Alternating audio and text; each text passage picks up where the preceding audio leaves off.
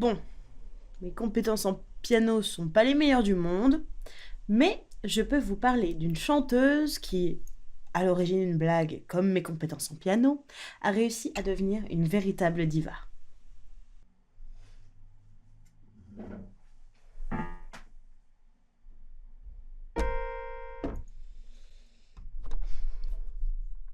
Bonjour et bienvenue pour ce petit podcast sur l'histoire de Teto, de Casane Teto.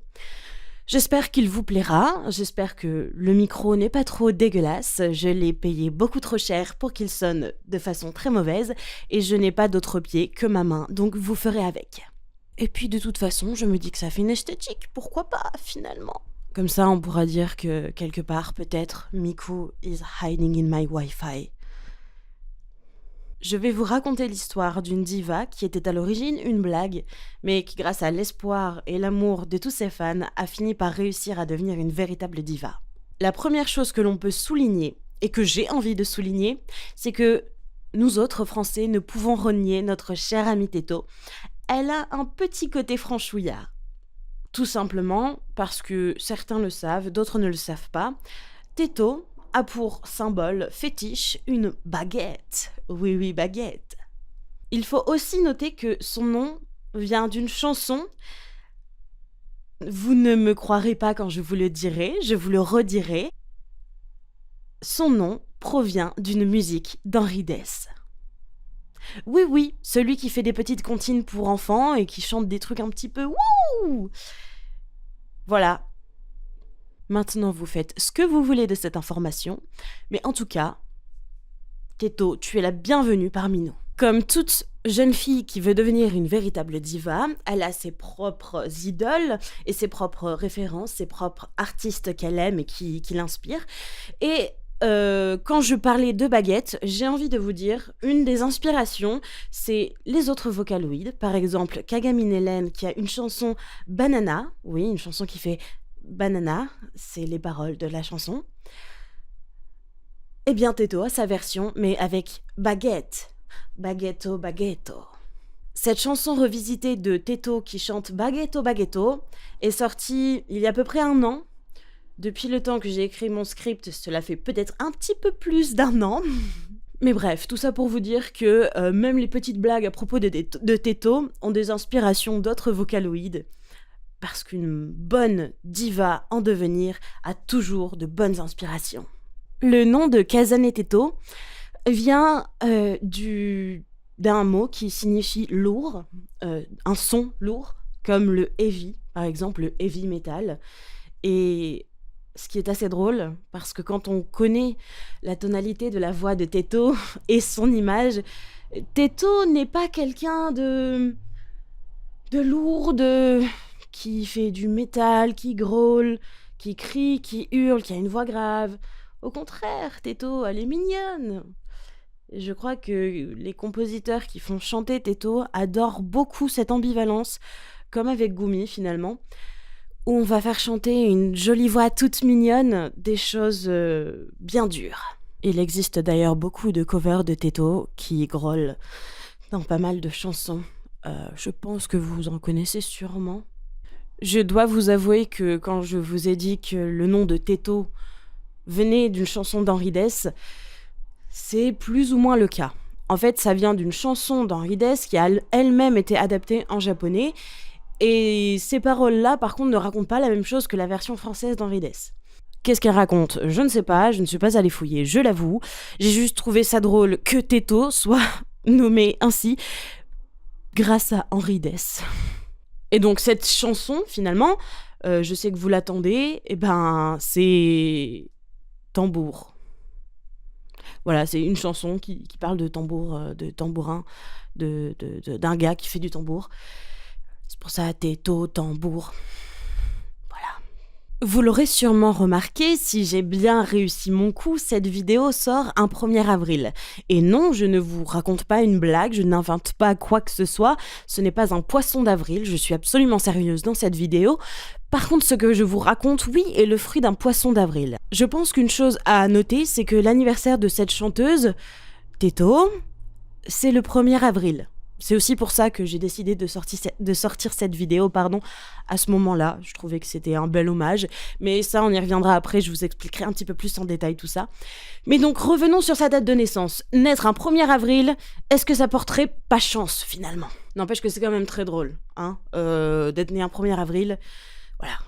Mais donc, qui dit 1er avril dit blague, forcément. Donc, Této est une blague, elle est née le jour de la blague. Il n'y a pas de meilleur jour que le 1er avril pour les blagues. C'est ici que les gens qui ne connaissent pas les Vocaloïdes vont se noyer dans les informations et ne rien comprendre. Této est une chanteuse qui a été créée, en tout cas son avatar, son image populaire a été créée à l'image d'une autre chanteuse populaire qui s'appelle, certains la connaissent, elle a sa petite renommée finalement, Hatsune Miku. Ceux qui connaissent Hatsune Miku, c'est de quoi je parle et savent ce que je ne dis pas depuis le début. Mais les autres, suivez-moi bien. Hatsune Miku est une chanteuse représentée très souvent, en tout cas quand elle se montre à nous, si je puis dire ça comme ça, elle a des couettes bleues, des couettes de cheveux bleus. Voilà, c'est trop mignon et puis c'est très iconique et ça la démarque, on la reconnaît instantanément. Et donc pour faire le lien avec ce 1er avril, c'est que l'image de Této a été créée en parallèle avec celle d'Hatsune Miku pour faire croire qu'une autre chanteuse comme Hatsune Miku allait sortir sur la scène pour les fans d'Hatsune Miku. Finalement, c'était une petite blague pour faire une petite boutade aux fans d'Hatsune Miku en leur faisant croire qu'une idole similaire à Hatsune Miku allait voir le jour et chanter elle aussi des chansons. Sauf que Této ne chante pas. Enfin, au moment de l'histoire où j'en suis dans mon récit, à ce moment-là, précisément, elle ne chante pas encore. Bientôt, mais pour le moment, elle ne chante pas. C'est-à-dire qu'on a annoncé la sortie de cette chanteuse qui n'a pas été prévue pour chanter. Voilà, on a juste prévu, on a fait une espèce de fausse annonce en disant une nouvelle chanteuse va voir le jour, vous allez la découvrir, elle est super chouette, construite sur le modèle d'Hatsune Miku, sauf qu'en fait elle n'existe pas. Comment ça, elle n'existe pas? Si tu nous en parles, c'est que quelque part il y a un truc. Qu'est-ce que... Approfondis un peu là. Avant d'approfondir, je vous explique un petit peu le Miku modèle pour Této. En fait, Miku, comme je vous l'ai dit, a des couettes bleues et elle est souvent représentée dans un costume avec un uniforme scolaire un peu cyberpunk. Bon, pas non plus très cyberpunk, je pousse un peu le truc, mais c'est pour vous montrer un petit peu de quoi ça parle. Et Této est inspiré de ce design, de ces costumes, cette image. Au lieu d'avoir 2 couettes lisses de cheveux bleus, elle a 2 couettes avec des anglaises de cheveux rouges. Voilà, un petit peu la version en négatif d'Hatsune Miku, avec le même uniforme finalement, ou à quelque chose près. Pour continuer sur ce parallèle entre Miku et Této, Miku, je ne sais pas pour quelle raison, faudrait que je cherche d'ailleurs à ce propos, ça pourrait être intéressant de savoir pourquoi. Mais bref, là n'est pas la question, j'ai mal fait mon travail, mais ce n'est pas le sujet. Miku a tatoué sur l'épaule un 01 pour dire qu'elle est la première chanteuse sous la licence Vocaloid, on va appeler ça comme ça. Je vous expliquerai, pour ceux qui ne savent pas ce que c'est Vocaloid, je vous expliquerai après ce que c'est, vous allez comprendre où je veux en venir. Voilà, Miku, c'est la première chanteuse qui a été créée à cette image avec ce modèle. Donc elle a un 01 tatoué sur l'épaule. Tous les autres chanteurs de ce style auront un chiffre tatoué. Par exemple, les 2 autres suivants qui sortent après Miku, ce sont des jumeaux. Ils vont avoir un 02 tatoué, si je ne dis pas de bêtises. À prendre avec des pincettes, parce que ça, je le sors de ma mémoire et pas de mes recherches et de mon script. Mais donc, ils ont un numéro tatoué sur l'épaule. Et donc, tu vas en venir où? C'est quoi cette histoire de tatouage sur l'épaule? Eh bah, Této, son tatouage sur l'épaule... Janvier, février, mars, avril... Eh ben c'est 01.04. Je dirais même mieux, c'est 04.01. La version en anglais. Et en date, ça donne quoi? 1er avril, merci ceux qui suivent. Této, sur son épaule, a tatoué la date de son anniversaire, qui est la date des fous, la date du poisson d'avril, la date des blagues. Si je vous en dis un petit peu plus sur Této, il faut savoir une chose. Là, c'est là que je trouve ça un petit peu glauque, mais chacun aura son avis. De toute façon, ce n'est qu'un personnage fictif, donc vous me direz, on peut faire tout et n'importe quoi, faire subir aussi n'importe quoi à un personnage fictif. Cette pauvre Teto, elle a 15 ans, mais en fait, elle en a 30. Elle a 30 ans, mais elle en a 15. Ouais, c'est pas clair. Je suis d'accord avec vous, et c'est bizarre. Parce que elle a un âge qui est mineur, mais en même temps, elle a un âge qui est majeur. Vous me direz, bah elle grandit, elle a peut-être commencé, elle avait 15 ans, le temps est passé, elle est devenue adulte, je sais pas, comme une Miley Cyrus, voilà, une idol pop quoi. Version Japon, eh ben non. Vous comprendrez encore une fois quand je vous dirai le petit toutouk magique de toute cette histoire, mais Teto a à la fois 15 ans et à la fois 30 ans. Ce qui est problématique, hein, encore une fois, pour des questions éthiques. Bref, en fait, elle a l'apparence d'une fille de 15 ans, comme Hatsune Miku, qui en a 16, quelque chose comme ça. Mais en réalité, elle en a 30. Ce que je trouve problématique, parce que du coup, on peut faire des trucs sexuels et sexualisés à une chanteuse qui a 30 ans, vu qu'elle est majeure, sauf qu'elle a un corps de 15 ans. Donc ça, c'est un peu problématique, je trouve, mais là n'est pas le sujet, et on va avoir de quoi disserter le sujet dans une autre vidéo.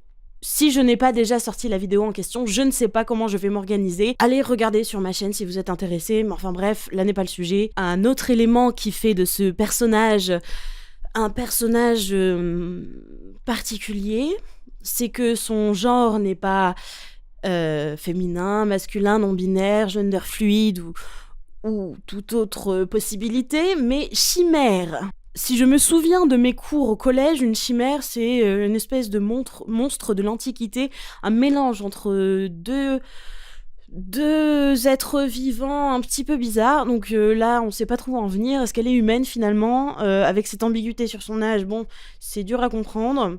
Mais en tout cas, tout le personnage créé autour de Teto, on comprend que c'était une blague, hein, parce que pour aller aussi loin et faire des trucs aussi bizarres, ça peut pas être autre chose qu'une blague.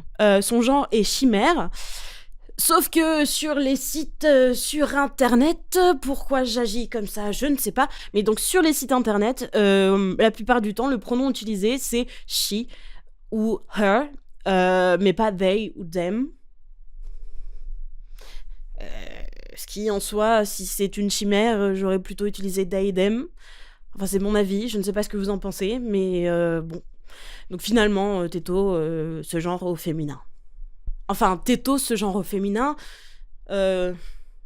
Oui, Teto peut se genrer au féminin, mais c'est surtout ses fans et les gens qui parlent d'elle qui vont la genrer au féminin, finalement, plus qu'elle-même ne le fait. Je pense qu'elle se genre au féminin parce que les gens l'ont genrée au féminin. Comme je vous le dis depuis le début, Teto ne chante pas. Pourquoi est-ce qu'elle ne chante pas ? Parce qu'elle n'a pas de voix. Comment une chanteuse ou une jeune fille qui désire être chanteuse peut chanter sans avoir de voix ? Eh bah, c'est là que vous allez comprendre. Les autres ont sûrement déjà capté l'évidence. La comédienne qui fait la voix de Teto, au début n'existait pas. Et finalement, quand cette fausse annonce de la sortie de Teto a beaucoup plu aux gens, et bah les trolls derrière qui ont fait cette blague en disant « Oh, il y a un nouveau personnage qui sort !» se sont dit « Bah ok, il y a tellement de plaisir et tellement de volonté à voir Teto chanter, et bah on va lui donner une voix. » L'individu qui va designer Teto, enfin lui créer son image, son costume avec les couettes, l'uniforme, tout ça, c'est Sen. Et la comédienne, attendez parce que je vais dire une bêtise. Et la comédienne, c'est Mayo Oyamayo. Si je n'ai pas inversé des A et des O dans tout ça, on est bon. Cette chanteuse va prendre en popularité parce qu'on va la faire chanter des chansons qui elles-mêmes sont populaires. On va lui faire chanter des choses très sérieuses, par exemple Triple Baka, Teto Territory, ou encore Popipo. Oui, je vous conseille d'aller écouter ces chansons et ces musiques. C'est d'une incroyable majestuosité, c'est d'une virtuosité. Non, c'est des musiques drôles, hein. Voilà, il n'y a aucun sérieux dans ces chansons. Donc voilà, elle a du sérieux, elle est vraiment prise au sérieux. Et pas du tout, on l'enfonce pas dans ce côté personnage troll, personnage blague, pas du tout. C'est tellement pas un troll qu'on l'a fait chanter, qu'on lui fait chanter Popipo, qui est une chanson très sérieuse. Non, c'est une chanson qui raconte l'histoire d'une jeune fille qui essaie de vous vendre du jus de légumes. C'est même pas de la soupe, c'est du jus de légumes. Vegetable juice. Cette chanson, c'est la première où Teto va chanter les leads, donc elle va être la chanteuse principale de la chanson, et pas juste un petit cœur mignon derrière pendant que Hatsune Miku chante des bêtises. En août 2008, se passe quelque chose de très très intéressant et d'un petit peu plus réfléchi et de très beau. Ceux qui connaissent les Vocaloid et qui sont là, qui savent déjà de quoi je parle, vous connaîtrez sûrement la musique Hakuno Hana, je parle très mal japonais, la fille du mal, quelque chose comme ça. Vous savez, la chanson très connue de Moti, des Chroniques du Mal, des Evilios Chronicles, où Rin chante et raconte son histoire, où c'est une princesse égoïste qui avait une Joséphine, un cheval qui s'appelait Joséphine. Voilà, ceux qui ont la ref, ont la ref. Cette chanson, chantée à l'origine par la chanteuse Rin Kagamine, va être reprise par Kazane Teto. Et là où, dans la chanson de Rin Kagamine, Rin, c'est un petit peu une connasse, on va se l'avouer. Là, dans cette chanson, Teto, c'est un contre-pied de Rin. Teto est une très jolie fleur. Au lieu d'être une fleur du mal, comme dans la chanson de Rin, Teto est une très jolie fleur. Et cette musique reprend l'histoire de Teto. Je vous conseille d'aller l'écouter. Je ne vais pas l'analyser ici. Il y aurait beaucoup de choses à dire. Je le ferai peut-être dans une autre vidéo, pardon. Mais je pense que vous allez comprendre pourquoi je vous invite à aller la regarder et comment ça va faire écho au reste de la vidéo. Mais d'abord, finissez de regarder cette vidéo, vous allez vous faire un petit peu spoiler. La reprise de Teto s'appelle Fake Diva, donc une chanteuse fake, une fausse chanteuse, qui raconte très bien l'histoire de Teto finalement, de cette jeune fille qui veut devenir une chanteuse, mais qui est une fausse chanteuse, parce que créée à l'origine comme une blague, pas forcément prise au sérieux. Dans la chanson originale, Rin Kagamine se fait tuer en place publique. Voilà, c'est un petit peu une dirigeante de la période de la Révolution française. S'appelle Liliane d'Autriche, tout est là, tout est dit. Et donc elle se fait exécuter en place publique parce que c'est une infante très méchante. Et Teto, dans sa version, dans sa reprise, brûle dans les flammes, périt dans les flammes à ce moment-là, un petit peu comme une sorcière qu'on met au bûcher, qu'on accuse d'être celle qui porte tous les maux, toute la cause de tous les maux que nous pouvons vivre. Sauf qu'en fait, ce bûcher, ce feu, représente la mort de Teto parce que, eh bien, comme je vous l'ai dit, elle a été conçue comme un poisson d'avril, comme une blague, en faisant croire qu'une nouvelle chanteuse allait débarquer et qu'en fait c'est une chanteuse qui n'existe pas. Et donc cette mort dans les flammes représente la mort de ce personnage une fois qu'on arrive au 2 avril, finalement. Le 2 avril, Teto n'est plus rien, n'est plus personne. Ce qu'on vient de voir, c'est la preuve de l'existence de cette chanson, démontre qu'en fait Teto n'est pas morte le 2 avril, puisqu'elle chante son histoire. Dans la version originale, encore une fois, avec Rin Kagamine, Rin fait sa petite égoïste et dit « Tiens, c'est l'heure du thé, je ferais bien un petit goûter avec du thé de la brioche. » Pour accentuer le cliché. Et Teto, à la place, au lieu de dire ça, va dire « Moi aussi, je voulais chanter. » Donc finalement, on voit cette ambiguïté de celle qui a et qui un peu prend de haut tout le reste, et celle qui n'a pas et qui avait juste un désir totalement pur. Dans la version de Rin, encore une fois, Rin va faire son infante, sa tyran, et dire « Inclinez-vous, prosternez-vous devant moi ». Et Teto, dans sa version, va dire « Eh ben non, en fait, elle va pas dire, c'est pas elle qui va parler, ça va être les trolls, ceux qui l'ont créé, on va donner la voix, hein, c'est de leur point de vue, on va dire, plus dans ce sens-là, c'est pas eux qui parlent, mais c'est écrit de façon à ce que la personne qui chante cette chanson soit le point de vue des trolls, et les trolls disent « Tu es trop bête, tu es vraiment bête », au lieu de Rin qui dit « Inclinez-vous devant moi ». Ouais, ça montre vraiment la supériorité de Rin qui prend de haut tout le monde et Teto qui voulait seulement un peu d'amour pouvoir réaliser son rêve et qui finalement est prise de haut. Et l'ironie de cette chanson, c'est que la première partie où on raconte l'histoire de Teto qui est voué à mourir parce que c'est une blague pour le 1er avril et que du coup le 2 avril elle n'existera plus, c'est raconté avec la voix de ce personnage, avec la voix de la chanteuse, mais du point de vue du il. Et elle ne dit pas je. Mais à partir du moment où l'espoir va revenir et où finalement Teto va continuer à vivre après ce 1er avril, elle va utiliser le jeu et s'emparer enfin le pouvoir de cette chanson. Et vous vous souvenez, je vous ai raconté que Teto était basé sur une autre chanteuse qui s'appelait Hatsune Miku. Et Hatsune Miku va faire son apparition dans la chanson. Lorsque Teto va être dépourvu et que le moment de mourir est venu, quelqu'un va crier « Attends !» C'est Hatsune Miku. Et finalement, cette chanteuse qui a été la base de la création de Teto va inviter Teto à essayer de réaliser son rêve. Et c'est là que ça devient beau. Hatsune Miku crie « Attends !» et tend la main à Teto. On le voit sur l'image du clip, sur la vidéo. Hatsune Miku tend la main à Teto en lui disant « Bien sûr, ma chère, tu peux chanter. Vas-y !» Et ça, c'est super beau, parce qu'on voit une chanteuse très populaire qui est aimée, appréciée de sa communauté, tendre la main à une jeune fille qui veut chanter, qui n'en a pas encore eu les moyens, et qui, à la base, était vouée à ne pas avoir ces moyens-là, et on va les lui donner, et on va aller encore plus loin. Miku va dire « Ils ne t'oublieront pas, bien sûr que tu peux chanter ». Et c'est comme ça que Teto va devenir un symbole d'espoir, et pour moi, c'est une grande inspiration. Teto va enfin chanter. Elle va avoir sa place dans les chroniques du mal de Moti. Elle va avoir son identité, devenir un personnage dans cet univers. En 2011, elle va être intégrée dans le jeu Project Diva, qui n'est pas rien, parce que ça représente beaucoup de travaux de compositeurs vocaloïdes, et le fait qu'elle puisse chanter dans ce jeu, c'est merveilleux, ça lui donne une chance de pouvoir chanter. On va avoir un roman inspiré de ce personnage, on va avoir l'utilisation de sa voix, elle va chanter pour un recrutement dans une ville au Japon. En 2017, une pièce de kabuki va parler d'elle, va parler d'une de ses chansons.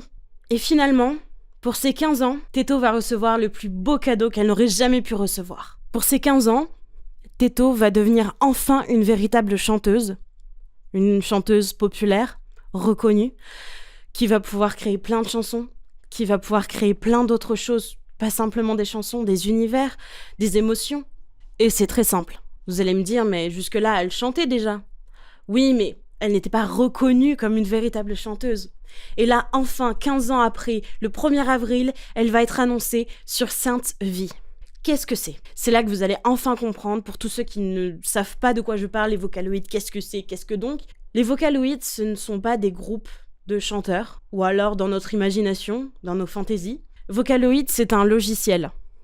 Vocaloid, c'est un logiciel qui permet de faire chanter des banques de voix.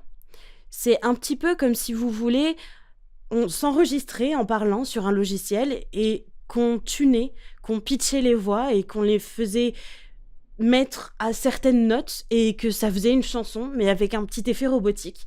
C'est assez spécial, mais c'est un outil magique qui, depuis des années, désormais plus de 10 ans et même presque 20 ans, a donné lieu à la création de beaucoup d'œuvres qui, je pense, résonnent beaucoup dans nos cœurs, pour ceux qui sont fans en tout cas et qui connaissent les Vocaloïdes. Pour ceux qui ne connaissent pas, je sais que ça peut paraître déroutant d'écouter des voix un petit peu robotisées et de se dire pourquoi on écoute des robots et pourquoi pas écouter des humains. Et en fait, je voudrais faire une petite distinction. Vocaloid, ce n'est pas une IA dans laquelle vous entrez un prompt, vous donnez une petite info, un dessin, un petit truc, une croquette à un monstre. Désolée, j'ai une vision très pessimiste de l'IA. C'est quelque chose qui demande du travail, des connaissances, des compétences. Vocaloid est un logiciel payant parce qu'il a beaucoup d'outils, de fonctionnalités assez techniques et spécifiques. Quand on ne fait pas de musique, c'est assez compliqué. Et en fait, on fait quelque chose qui pouvait être fait, qui a déjà pu être fait, mais on fait de la voix un véritable instrument. Pas juste quelque chose qu'on maîtrise de façon organique, mais qu'on maîtrise de façon électronique, avec le son au-delà du simple corps physique humain.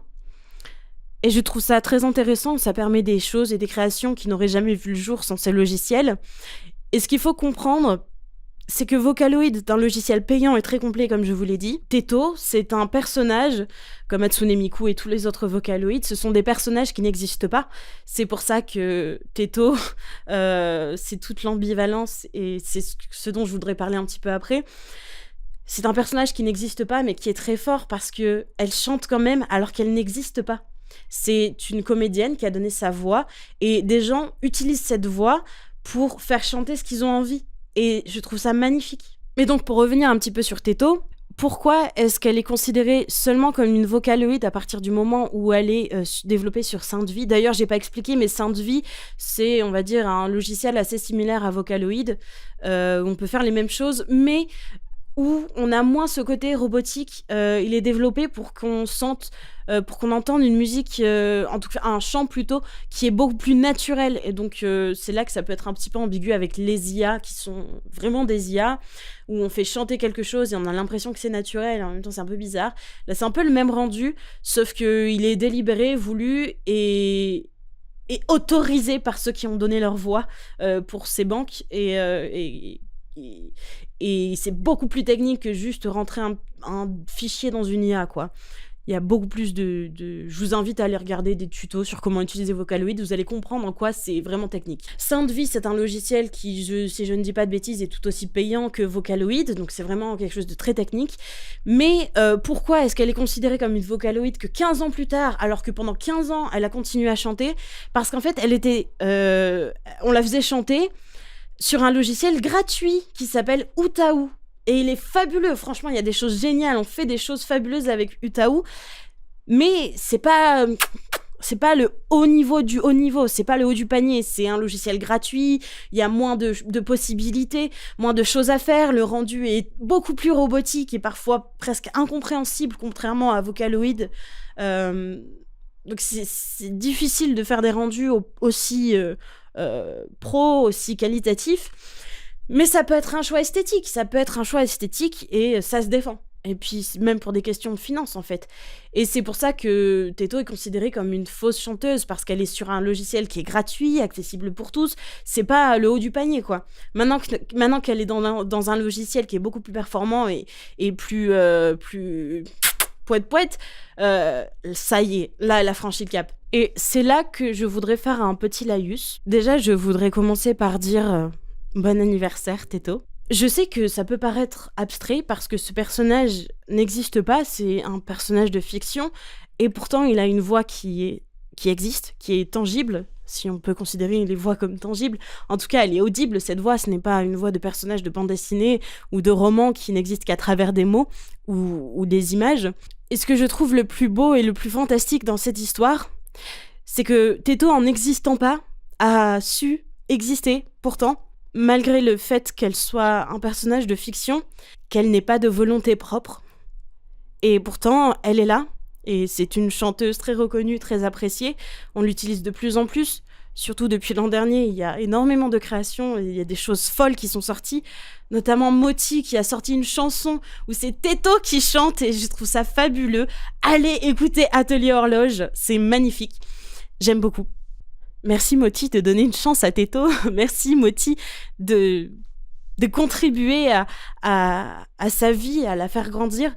Bref, ce que je voudrais dire à travers cette vidéo, c'est que ce personnage n'existe pas, mais il n'aurait pas su grandir si toute sa communauté de fans n'avait pas été derrière, si des gens passionnés n'avaient pas voulu lui donner une vie, une existence, n'avaient pas envie de créer des choses avec elle, pour elle, grâce à elle.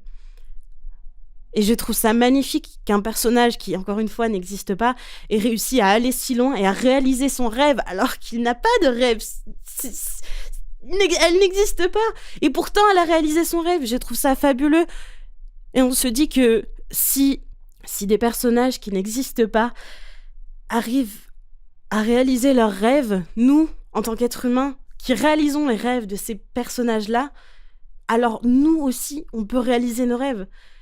C'est par la persévérance, par le soutien, grâce à l'amour qu'on porte à ces projets, que les rêves se réalisent. Et merci Teto, merci tout le monde, merci à ceux qui ont contribué à son existence, de l'avoir fait grandir. Merci d'être un symbole d'espoir, merci. Et Teto aussi dit merci à tout le monde. Sur la page YouTube de Teto, on peut retrouver un petit message où Teto dit qu'elle a plein d'amis dans le monde et qu'elle est contente d'avoir autant d'amis dans le monde. Et merci à tous ces amis-là, vous êtes aussi mes amis. Et merci beaucoup, merci Teto de nous donner cet espoir. À bientôt.